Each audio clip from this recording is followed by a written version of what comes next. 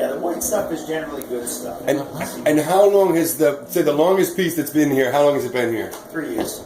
Yeah. 3 years. Yeah, that one that's cutting up there, that's 3 years old. Unbelievable, just the amount of different types 3 of years to smoked meats you're producing. It's such a variety. Is this an organ or it's a stomach? That is with a filled stomach? intestine with stuff with salami with the nduja. Wow. So, Wow. and then this is a salami that was a pig we harvested this year, and that's his own intestines. I mean, I buy some of the stuff. Many of these smoking techniques are medieval, and these salting techniques, they go back to a very old, long time before refrigeration, correct? So that's a belly, so this is a pancetta, which is a rolled bacon. So those are all like bacon, but it's rolled up. Think about the bacon rolled. oh man, this is so interesting. You tell Brian you visited his meat. So Okay, Brian's pig I have on there. Wow, dude, those look really nice. Actually, how much longer are they going to be up there for? Whenever Brian wants them. How long? Actually, this one of Brian's is, I think this is 2 years old. Okay. Let's see. 14. So that's been hanging since 2014, December. So 2 years. And those guys have been up there for about Those are a year. about a year now. Yeah, those are a year. Wow.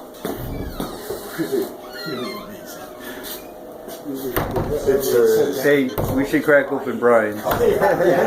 Well, you went all in good time when Brian is ready. You know? Yeah, whenever Brian. I want to get him to cut He's got a big. Lucy's a big pig. I want him to cut this year. So whenever I butcher for him, that's the deal. He has to cut this. Yeah. So He's getting ready. I've never. So this is interesting. So normally you do like cured hams. You leave the skin on. Okay. And that protects it because it's a natural protection. And this does not have the skin. Well, Brian had Brian has pig. He got it processed somewhere where they skin them.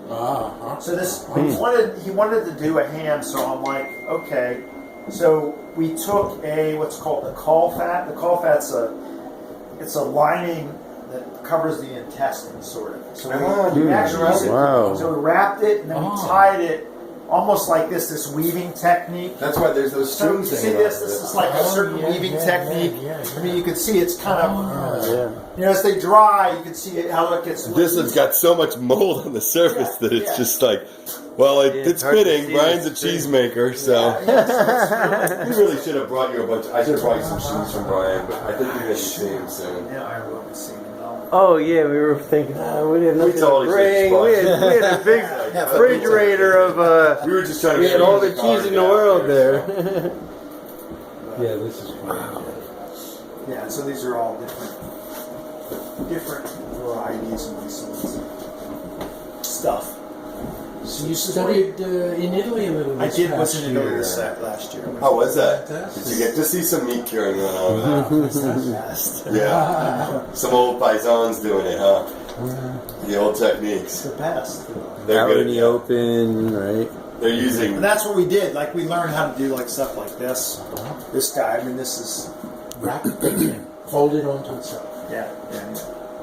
Wow. Just absolutely. So beautiful looking too. Yeah, I isn't it? know. And That's just what didn't I love almost a doing shame to them eat like them. that. Like like this Yeah. one. Like this is what's called a copa, which is the neck cut of meat. Oh.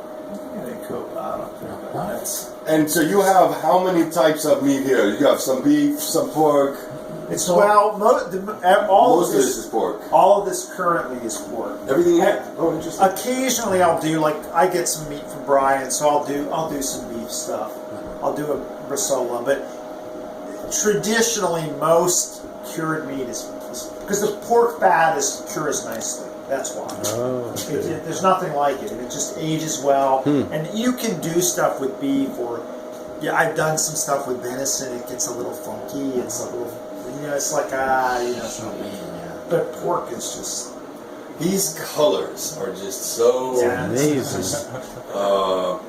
not only, I don't know what the word to describe it, but there's something about these colors that is just primeval. Yeah, I feel like they're inside of like the caves It's so alive. It's working. Right. Yeah, it's Yeah. working. Yeah, it's just It's a living culture. But like, look at the side of that thing there. I mean, that is just so intense.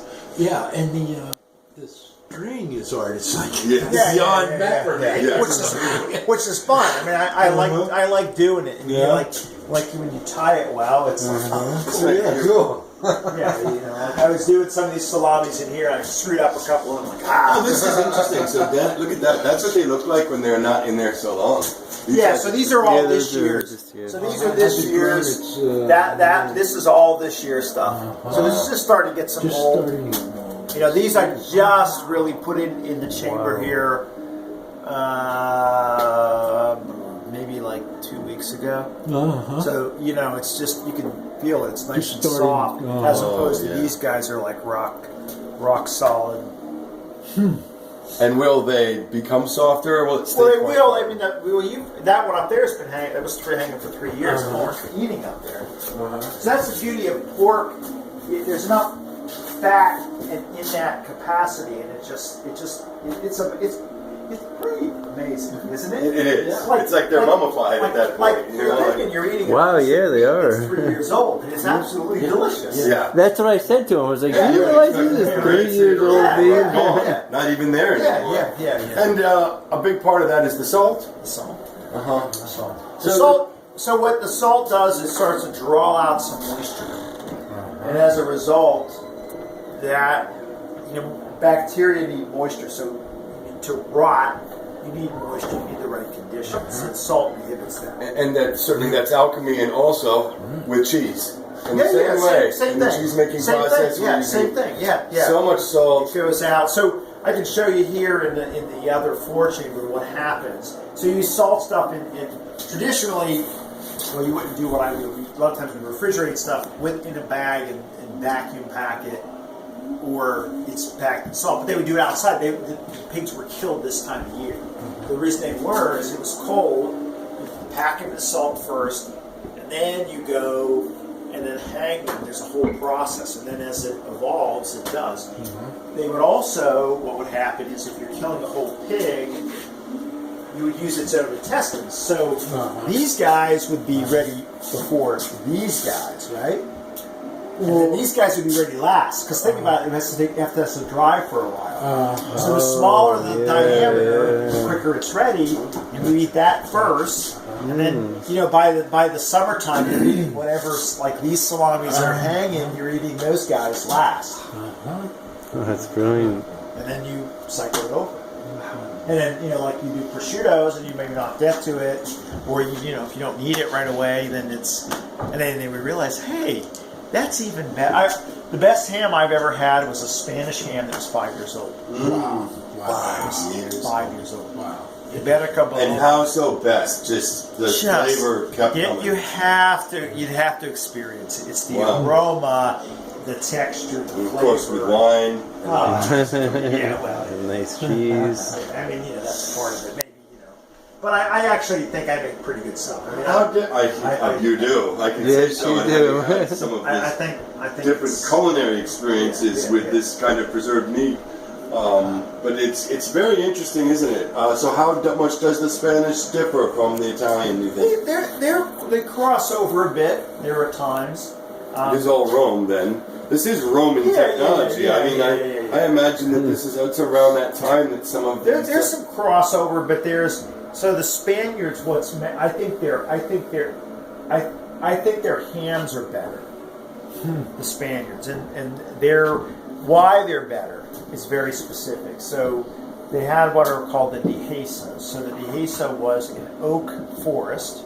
So in feudal times, like you as the lord are given this property and you have an oak forest. Well, what does that give you? It gives you firewood, fires. The pigs ranged on that. They would eat the acorns. Makes the fat a little soft. Makes it kind of flavorful, kind of nutty. I know that's a big marketing angle these days. Woods, raising the woods. I mean, I think my pigs. That one is an acorn fed. Acorn? You can. I think you'd probably be expensive. Kid to go. But I gather acorns and people gather them for me. And, for my pigs. Now that pig was not acorn fed up there. I'm going to cut one here sometime soon because I'm going to enter a competition. It's a couple-year-old one, so that will be an acorn flavor. But it does change. I mean, it does change, and it does depend on what they feed. I mean, I'm curious to see how Brian's stuff will be. I think this is the first big ham that we've had on his, so I don't know how, because he feeds a lot of whey and corn. That's what it is. So I don't know how it'll be. I mean, we'll see. It'll be interesting. But actually, this is one of his. This is a cool tell of Brian's. Well, Lucy, actually, I kind of call her Lucy. The pig he has now, she's over 350 pounds at this point. She was really raised by Dan. Oh yeah. And so Dan's had that pig ranging, I believe, for most of its life. Yeah. So it may have some acorn in its diet. It'll be interesting. Actually, I don't know. And now she's I feed her corn right now and milk. Now she's getting corn and milk. We'll kill that pig soon. Really? Why so? She's getting too big? We butchered the one there. I'll just show you the last thing. Okay. Cool. Should we get the lights in there or leave those? This is where the new meets the old. Oh. So you put a designated amount of salt and whatever your spices. This is lardo, which is just cured back fat. Oh, and that's yeah. Back fat alone it is. goes in here for so long. Like this is what's called a copa. You can actually see where some of the liquid's coming out. Where it's spiced, it's packed, backpacked. Now it'll stay in there. Yeah. A month or so, and then it's pulled out and tied up and put in the chamber. Thank you so much for taking the time to share this with us. You're welcome. You really.